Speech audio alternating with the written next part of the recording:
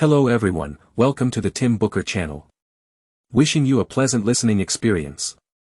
In this episode, we'll delve into the book, Memory, exploring the principles of memory enhancement. Memory is crucial for each of us, influencing our thoughts, language, and various learned skills.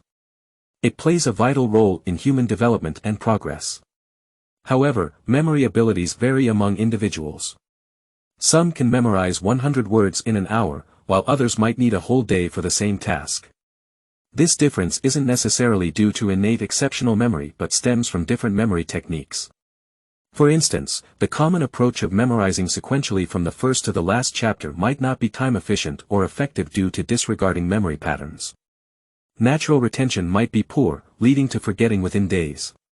Research indicates that our memory capacity is universally consistent, and innate memory capabilities don't greatly differ. Variations in memory performance arise from postnatal development. The secret to effective memory is graspable by anyone. The book we're discussing aims to reveal the rules and methods of memory. Numerous books cover memory techniques, but we've chosen this one because it's the first recorded research report on memory. The author, Hermann Ebbinghaus, a significant figure in Western psychology, conducted pioneering experimental research on memory quantification in the 19th century. Prior philosophies, like ancient Greeks viewing memory as a gas within the body or a capacity changing with blood flow, depicted memory as part of the soul or a divine force. However, these views lacked objectivity. It wasn't until 1650 that psychologists Locke and Hobbes analyzed memory with materialism, but their approach lacked quantitative analysis. Ebbinghaus built upon their research, quantifying memory through experimental methods. His most notable contribution was discovering the forgetting curve.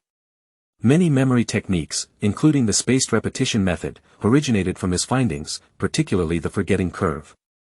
Both Eastern and Western scholars focused on enhancing memory still apply this curve today to develop memory-enhancing methods. This book can be considered the foundational work of memory psychology. It comprises three main parts. The first deals with the author's cognitive theory of memory, its origins, and classifications, offering a comprehensive overview.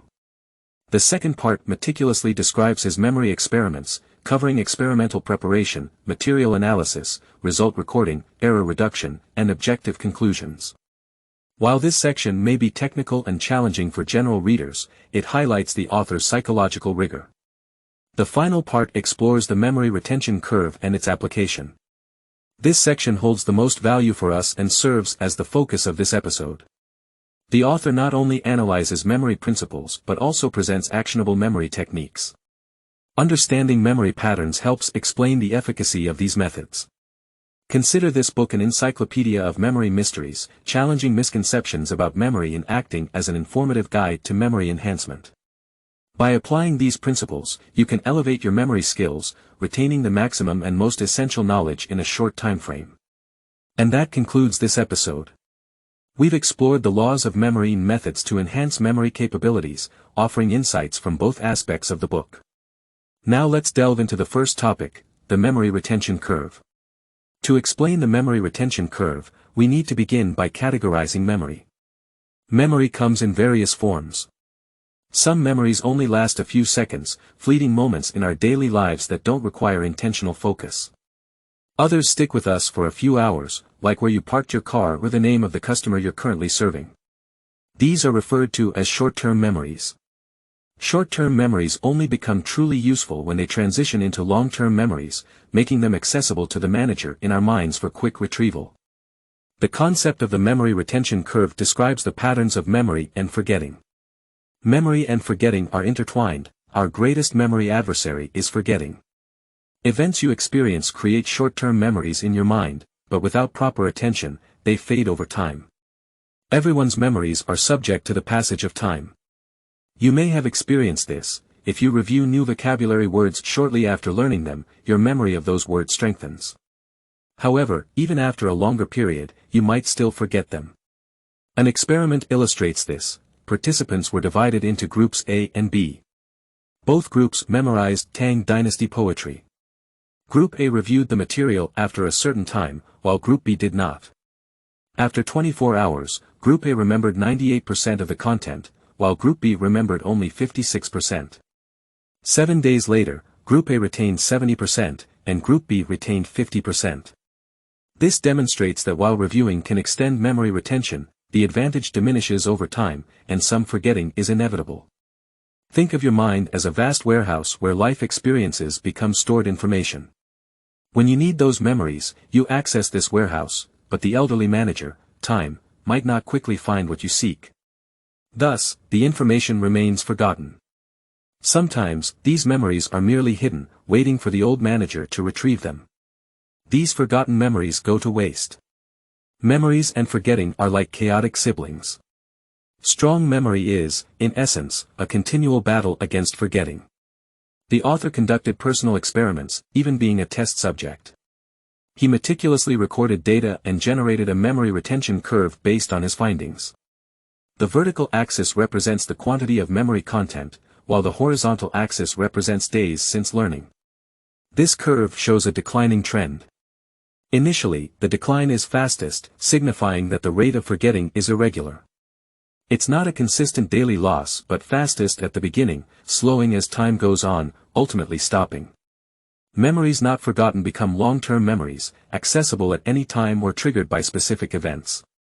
You've probably realized that this curve aligns with the principle of timely review after learning. Reviewing before reaching the forgetting point helps prevent memory loss and transforms knowledge into long-term memories, preserving it for a lifetime. This concludes our discussion on the memory retention curve, which captures the rules of memory and forgetting. The forgetting speed is irregular, quickest at the start, slowing over time until it stops. Therefore, reviewing before reaching the forgetting point helps retain knowledge as long-term memory, ensuring it's preserved over a lifetime. Now that we understand the rules of memory, let's explore how to effectively utilize them to enhance memory. Moving on to the second topic, methods to improve memory. Let's start by examining the first method to enhance memory. 1. The review method. Given that forgetting is memory's greatest adversary, the primary strategy to improve memory is to reduce the likelihood of forgetting. This is achieved through appropriate review. According to the memory retention curve analysis, if you don't review the material within 20 minutes, over 40% of it will be forgotten. After 9 hours, around 65% will be forgotten. Considering the effort you put into memorizing, it's not worthwhile to lose progress due to neglecting proper retention.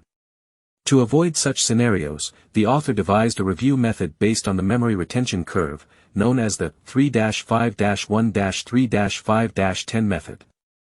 The key lies in mastering the most effective review intervals. Here's how it works: after memorizing the content, try to recall it within 3 hours. Then, review it again within 5 hours, 10 hours, 3 days, 5 days, and 10 days. By undergoing these 6 rounds of review, long-term memory will solidify. You'll notice that your memory of these subjects becomes significantly deeper. During the review process, there's a technique you can try: holistic review. For instance, when revisiting a passage you've memorized, and you encounter a section you can't recall, don't immediately check the material. Instead, skip that part and continue reviewing the rest. After finishing the entire piece, go back and attempt to remember the forgotten section. Often, the context of the surrounding content will help trigger your memory of the missing part. By grasping the overall framework of the material, you can use it to rekindle temporarily forgotten portions. Effective recollection doesn't only apply to reviews, it's beneficial while memorizing too.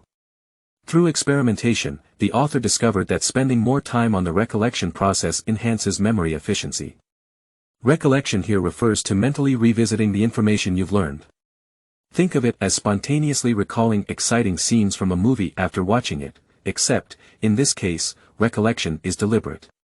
While memorizing, we need this deliberate recollection. An experiment was conducted with 2 groups of participants, each consisting of 10 individuals. They were tasked with memorizing a passage from Tang Dynasty poetry. The first group used a method combining recitation and recollection. After reciting a small passage, they immediately recalled it to verify what they remembered.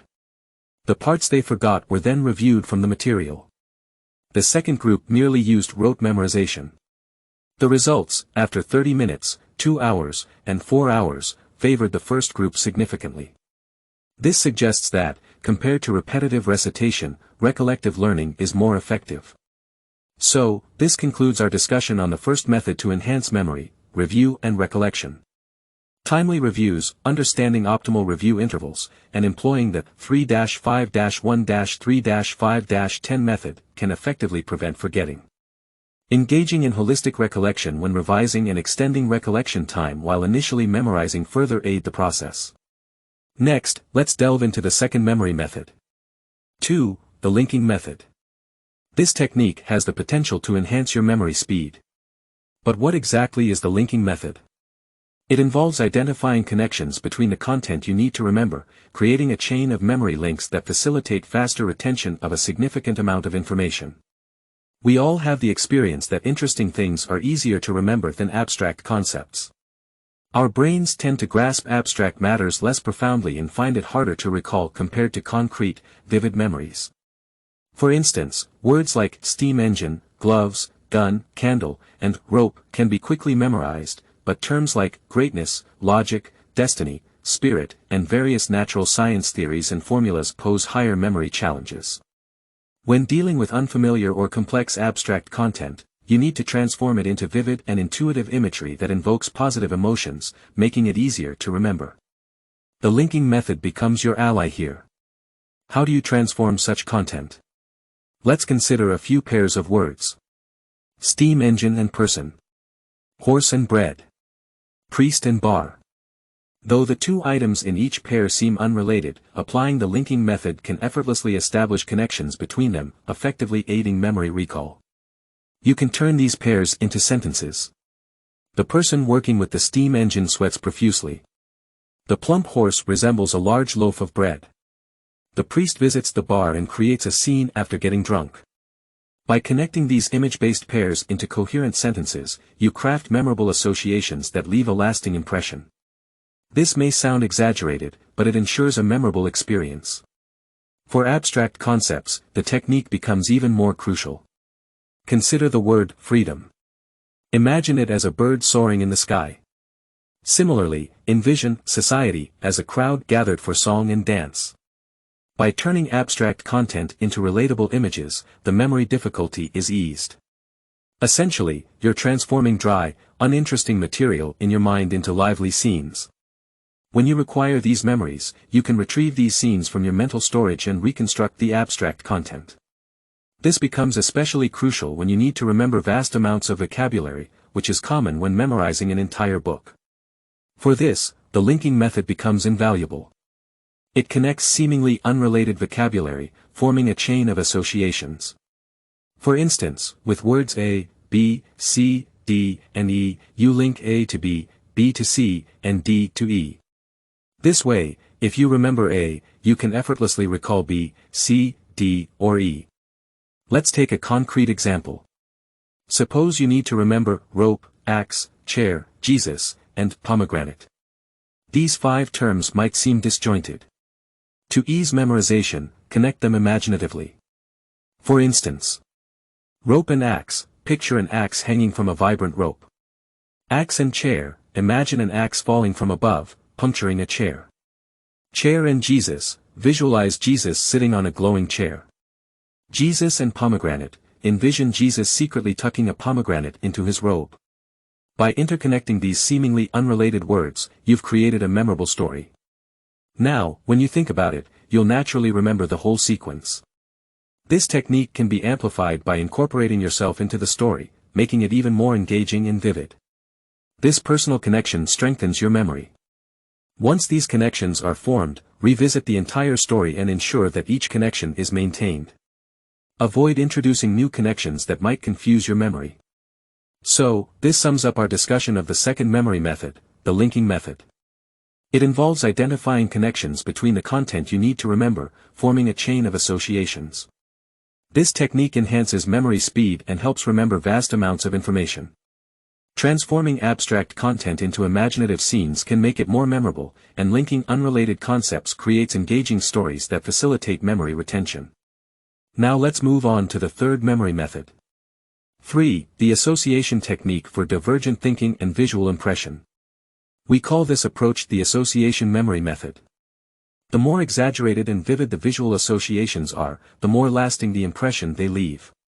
This is because people tend to struggle with remembering mundane daily occurrences, but they easily recall peculiar scenes. Exaggerated visuals stimulate the senses, making the impression more profound. For instance, if you need to memorize a passage about war, mechanically memorizing the text might be challenging. However, if you can envision a scene of rivers of blood, fierce combat, and battles resulting in casualties as described in the text, constructing such an intense scene can make the memory process easier. Creating such a vivid association can make it easier to recall specific events when prompted, helping you reconstruct the written content. Imagination is crucial for individuals. Those with rich imaginative capacities often possess strong memory skills. An experiment by experts supports this notion. They divided fencing enthusiasts into 3 groups. The first group practiced actual fencing for 20 minutes daily over 20 days. The second group did no practice at all during the 20-day period. The third group engaged in 10 minutes of practical fencing and 10 minutes of meditation-based fencing visualization each day for 20 days. After 20 days, their progress was assessed. Interestingly, the second group, the one that didn't practice at all, showed the least improvement. The results for the first group, who practiced daily, showed only slightly better progress. Remarkably, the third group, who combined actual practice with meditation-based visualization, demonstrated significantly higher improvement than the first group. This experiment underscores the significant role of imagination. When it comes to memory training, you need not worry about the practicality of your imagination. This isn't unrealistic. All you need to do is associate the imagery, sounds, movements, rhythms, and other elements from your imagination with the content you want to remember. This way, you can merge the essential points of memory, surpassing mechanical memorization by a substantial margin. So, this sums up our discussion of the third memory method, the association memory method.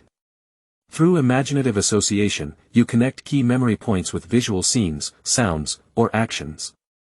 The more exaggerated the visuals, the more lasting the impression they leave.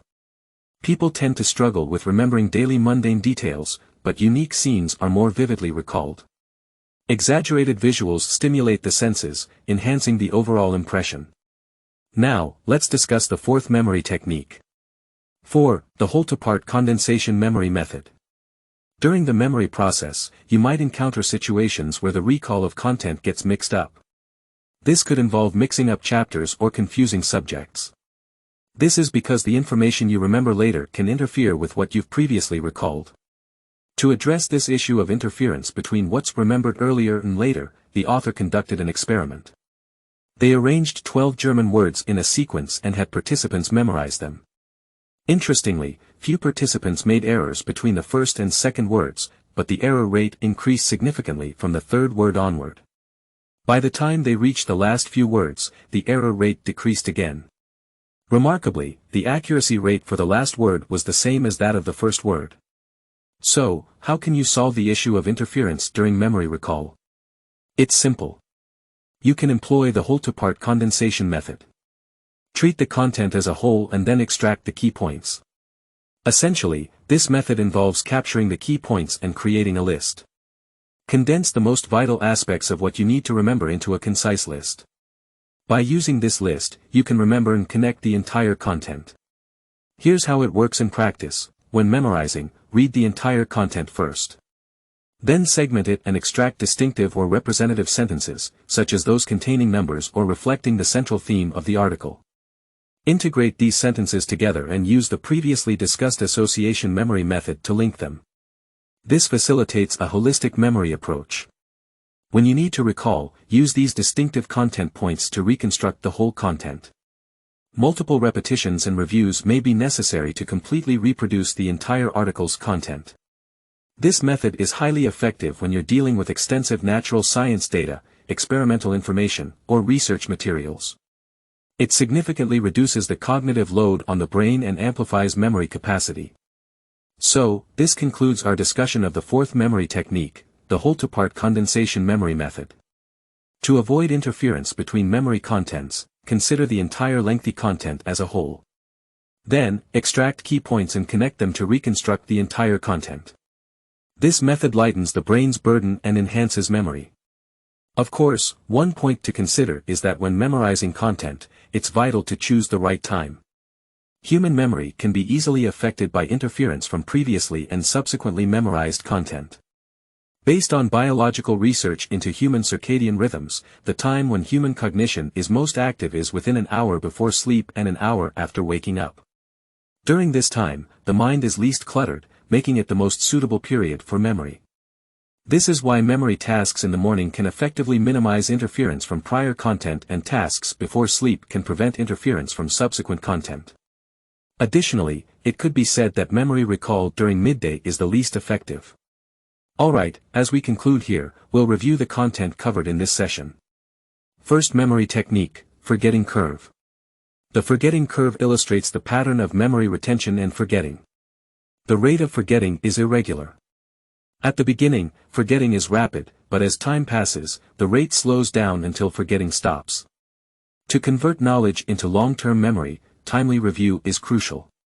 To do this, employ the 3510-13510 review method. Review within 3 hours, then at 5 hours, 10 hours, 1 day, 3 days, 5 days, and 10 days. This process, through 6 repetitions, establishes stable, long-term memory. When reviewing, if you encounter a passage you can't recall, don't consult the source. Instead, skip it and continue, then revisit the forgotten part after completing the entire review. This is known as the whole recall method. During the initial memorization, extend the recall time instead of mere rote reading for faster memory formation. Second memory technique, association memory method. Using the association memory method, find links between content to create memory chains. This accelerates memory and retention of a large volume of material. By imaginatively linking elements to construct a vivid scene, the more exaggerated and unusual, the more memorable it becomes. Abstract concepts become vivid, engaging our interest. Third memory technique, association memory method. Through association, connect key content points with sensory elements like visuals, sounds, or actions. More extravagant associations leave a deeper impression. As humans tend to forget inconspicuous daily occurrences, quirky scenes stick in memory. Dramatic imagery stimulates the senses, enhancing memorability. Fourth memory technique, whole-to-part condensation method. To counter interference between memory contents, view lengthy content as a whole and extract key points. By compiling these key points into a list, you can efficiently reconstruct the entire content through concise review. This method minimizes cognitive load, bolstering memory. Finally, remember that individuals vary in personality traits, physiology, social experiences, and life history, influencing memory characteristics. The laws of the memory retention curve serve as a general reference for understanding memory. When selecting memory techniques, consider combining various methods that suit your individual circumstances. Congratulations for completing another session. Thank you all for listening to the Tim Booker channel.